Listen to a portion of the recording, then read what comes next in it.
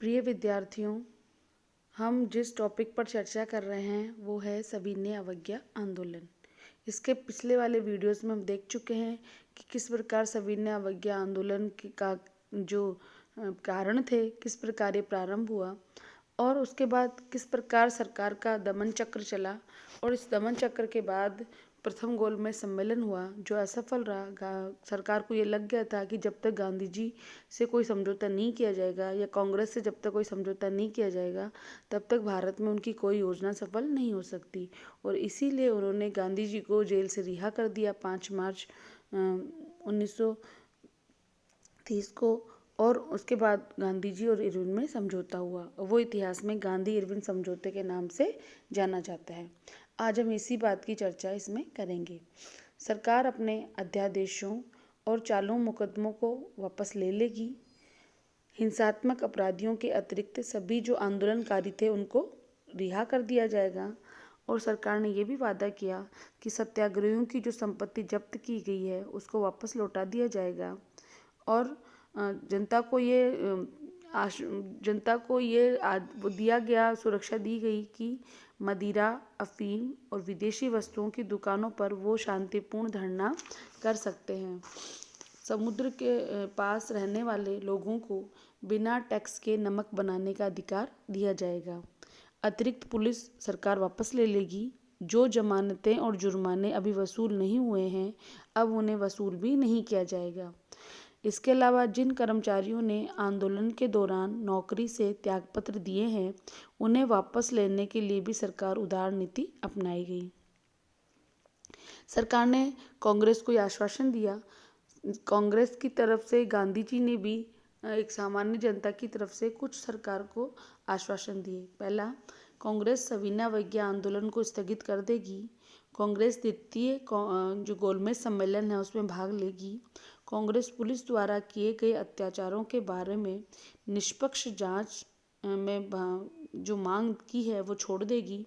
और कांग्रेस ब्रिटिश माल के बहिष्कार का राजनीतिक हथियार के रूप में प्रयोग नहीं करेगी। हम देखते हैं कि जो समझौता हुआ, गांधी इरविन समझौता, युवा वर्ग को इस समझौते से बड़ी निराशा हुई क्योंकि गांधी जी सरदार भगत सिंह और उनके 2 साथियों के मृत्युदंड को आजीवन कारावास में परिवर्तित नहीं करा सके।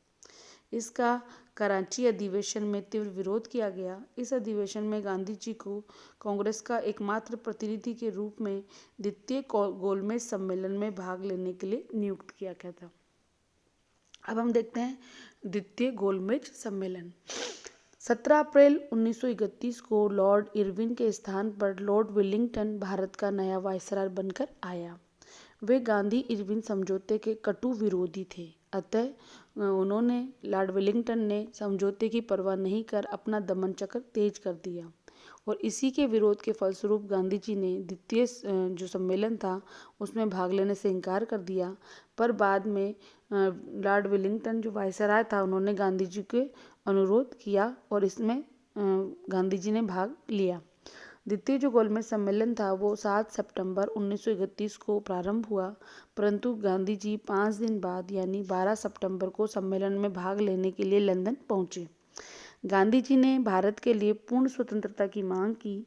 उन्होंने सुरक्षा बलों व विदेशिक मामलों में भी पूर्ण नियंत्रण की मांग की, पर ब्रिटेन के अनुसार दलीय सरकार ने इन मांगों को स्वीकार नहीं किया। इस प्रकार गांधी जी की उपस्थिति भी सम्मेलन को सफल नहीं बना पाई और गांधी जी लंदन से खाली हाथ वापस आ गए।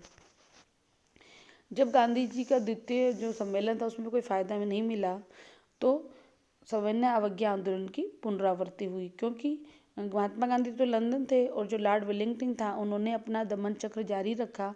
और इसी काल में उत्तर पश्चिमी सीमांत प्रांत में लाल कुर्ता स्वयंसेवक संघ को गैर कानून घोषित कर दिया गया। इस संगठन के जो नेता थे वो अब्दुल गफ्फार खान थे। अर्थात उत्तरी पश्चिमी सीमा प्रांत में जो गांधी के अनुयायी थे उन्होंने वहाँ लाल कुर्ता स्वयंसेवक संघ की स्थापना की थी और वहाँ उन्होंने सविनय अवज्ञा आंदोलन चलाया था। इनको सीमांत गांधी भी कहा जाता है, किसको? अब्दुल गफ्फार खान को। उनके छोटे भाई डॉक्टर खान साहब को गिरफ्तार कर लिया गया और यूपी में कृषि संबंधी झगड़ों के कारण पंडित नेहरू को भी गिरफ्तार कर लिया गया। वहाँ की जो प्रदेश कांग्रेस के प्रधान थे डॉक्टर शेरवानी, उनको भी पुलिस ने पकड़कर जेल में डाल दिया।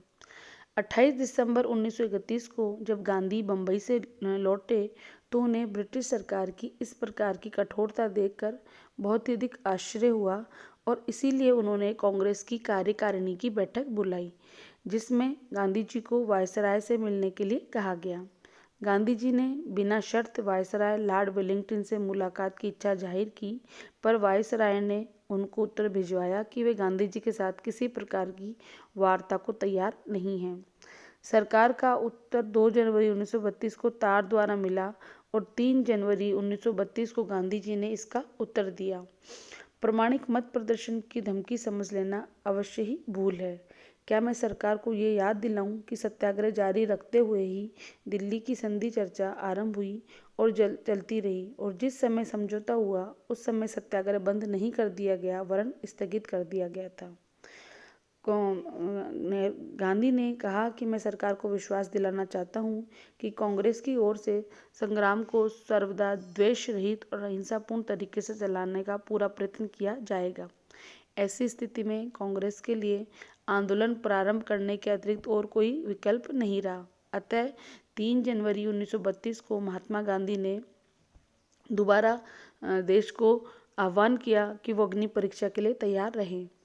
इस पर ब्रिटिश सरकार ने 4 जनवरी 1932 को गांधी जी और कांग्रेस अध्यक्ष पटेल को गिरफ्तार कर लिया और उसके बाद अन्य छोटे बड़े कांग्रेसी नेताओं को भी जेल में डाल दिया। कांग्रेस को गैर कानूनी संस्था घोषित कर उसके कार्यालय पर अधिकार कर लिया। इससे सहानुभूति व संबंध रखने वाली सभी संस्थाओं को गैर कानून घोषित कर दिया। एक ऐसे अध्यादेश पर पुलिस किसी भी व्यक्ति को गिरफ्तार कर सकती है। कांग्रेस के सहायकों और सत्याग्रहियों को संपत्ति जब्त कर उन्हें कड़ी सजाएं दी गई। मुस्लिम लीग ने आंदोलन में सरकार का साथ दिया और सरकार के प्रोत्साहन पर भीषण सांप्रदायिक दंगे बम्बई में हुए। इस प्रकार हम देखते हैं कि आंदोलन के जो पुनः जो आरंभ हुआ उसमें लॉर्ड वेलिंगटन को ये लग रहा था कि वो जल्दी ही इसको कुचल देगा और जल्दी ही भारत को इससे मुक्ति प्राप्त कर देगा। इसलिए सरकार ने दमन चक्र चलाया, लेकिन कांग्रेस के दमन चक्र के बाद भी दिल्ली के चांदनी चौक में वार्षिक अधिवेशन सफलतापूर्वक संपन्न किए गए। अगले वर्ष कांग्रेस का अधिवेशन श्रीमती J.F. सेन के स्वामित्व सभापतित्व में कलकत्ता में संपन्न हुआ। हम देखते हैं कि 1932 में यह आंदोलन पूरे जोर पर था, परंतु अब इसकी शक्ति धीरे धीरे कम होती जा रही थी। हिंदुओं द्वारा हरिजनों के प्रति किए गए अन्यायों का प्रायश्चित करने के लिए गांधी जी ने 8 मई 1933 को 21 दिन का उपवास शुरू कर दिया। इसके बाद आंदोलन स्थगित करने पर विचार किया गया। गांधी जी का विचार था कि सरकार की दमन नीति से जनता में भय और आतंक हो गया है और संगठनकर्ताओं का उत्साह भी धीरे धीरे ढीला पड़ता जा रहा है, अतः आंदोलन को कुछ दिनों के लिए स्थगित किया जाए। ऐसी स्थिति में 19 मई 1933 को गांधी जी ने 12 सप्ताह के लिए आंदोलन स्थगित किए जाने की घोषणा की। 14 जुलाई 1933 को जन आंदोलन रोक दिया गया। यद्यपि व्यक्तिगत सत्याग्रह 9 माह तक और चलता रहा। 7 जुलाई 1934 को गांधी जी ने व्यक्तिगत सविनय आंदोलन को भी समाप्त कर दिया। गांधी जी ने जब बिना कारण बताए आंदोलन को स्थगित किया तो कांग्रेस के कई नेताओं ने इसकी कटु आलोचना की। जब हम इस आंदोलन की अगर उपलब्धियों की बात करें तो देखते हैं कि यद्यपि आंदोलन अपने लक्ष्य को प्राप्त नहीं कर सका, तथापि इस आंदोलन से अनेक महत्वपूर्ण उपलब्धियां प्राप्त की, जिसके कारण ये पूर्णतया असफल नहीं माना जा सकता। पहला तो ये देखते हैं कि सविनय अवज्ञा आंदोलन ने राष्ट्रीय आंदोलन को गतिशील बनाए रखा। इसने जो देशवासियों में एक जोश पैदा कर दिया स्वतंत्रता प्राप्त करने का, जिसके कारण हर भारतवासी में बलिदान और स्वतंत्रता की भावना कटिबद्ध हो गई। इसके साथ ही गांधी जी के जो अहिंसात्मक सत्याग्रह थी उसकी उपादेयता भी सिद्ध हो गई। गांधी जी ने पूरे देश में एक भावनात्मक एकता कायम कर दी और इसके कारण 1,20,000 स्त्री पुरुषों ने अपनी गिरफ्तारियां दी। सविनय अवज्ञा आंदोलन ने लोगों के दिलों में स्वतंत्रता की ऐसी ज्योति जलाई जिसे कोई शक्ति बुझा नहीं सकती थी। और इस आंदोलन में स्त्रियों ने भी उत्साह से भाग लिया और जनता के अत्याचार सहे। इसके अलावा सरकार ने मतलब संवैधानिक सुधार किए और इसके लिए बाध्य इस आंदोलन ने किया था।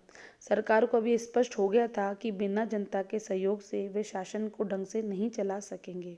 इसी कारण लंदन में सरकार द्वारा तीसरा गोलमेज सम्मेलन आयोजित किया गया और अंततः कुछ संवैधानिक संशोधन करने के लिए 1935 का अधिनियम भी पास हुआ। इस प्रकार हम देख सकते हैं कि सविनय अवज्ञा आंदोलन का क्षेत्र काफ़ी व्यापक था। इसे विश्व में नैतिक समर्थन भी प्राप्त हुआ, जो कि इस आंदोलन की सबसे बड़ी सफलता मानी जा सकती है।